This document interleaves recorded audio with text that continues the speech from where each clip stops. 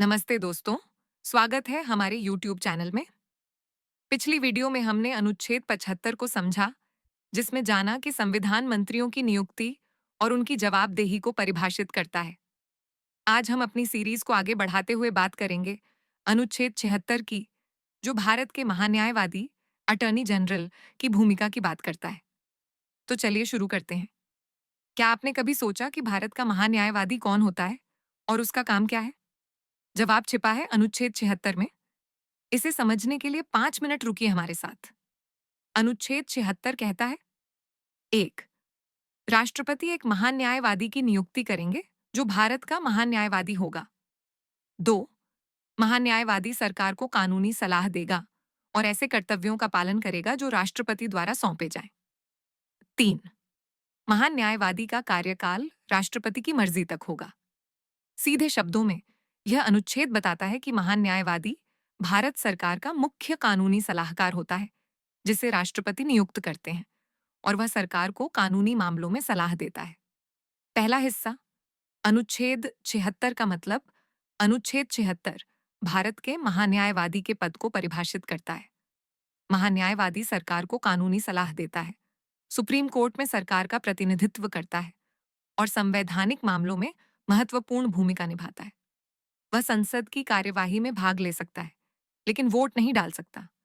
यह प्रावधान यह सुनिश्चित करता है कि सरकार के फैसले कानून के दायरे में रहें और संवैधानिकता बरकरार रहे। दूसरा हिस्सा, ऐतिहासिक संदर्भ, जब संविधान बनाया गया तब भारत ने एक ऐसी व्यवस्था बनाई जिसमें सरकार को कानूनी मामलों में विशेषज्ञ सलाह मिले।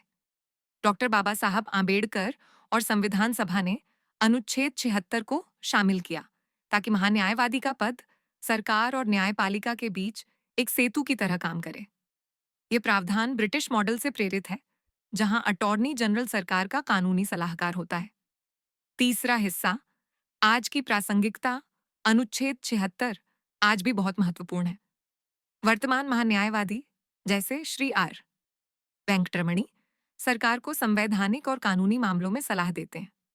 उदाहरण के लिए, जब सरकार कोई नया कानून बनाती है या सुप्रीम कोर्ट में कोई मामला चलता है, तो महान्यायवादी उसका प्रतिनिधित्व करता है। ये प्रावधान यह सुनिश्चित करता है कि सरकार के फैसले कानून के अनुरूप हों।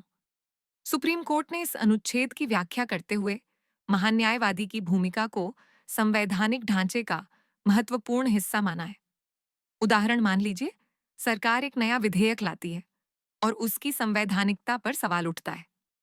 अनुच्छेद 76 के तहत महान्यायवादी सुप्रीम कोर्ट में सरकार की ओर से तर्क प्रस्तुत करता है। वह सरकार को यह भी सलाह दे सकता है कि विधेयक को और मजबूत करने के लिए क्या बदलाव चाहिए। तो दोस्तों, अनुच्छेद 76 भारत के संविधान का एक महत्वपूर्ण हिस्सा है, जो महान्यायवादी की भूमिका को परिभाषित करता है और सरकार को कानूनी दिशा प्रदान करता है। अगली वीडियो में हम अनुच्छेद 77 को समझेंगे, जो मंत्रिपरिषद के कार्यों की बात करता है। अगर आपको यह वीडियो पसंद आया तो लाइक करें, चैनल को सब्सक्राइब करें और बेल आइकन दबाएं ताकि आपको हर नई वीडियो का नोटिफिकेशन मिले। कमेंट में बताएं, क्या आप चाहेंगे कि हम किसी खास अनुच्छेद को जल्दी कवर करें।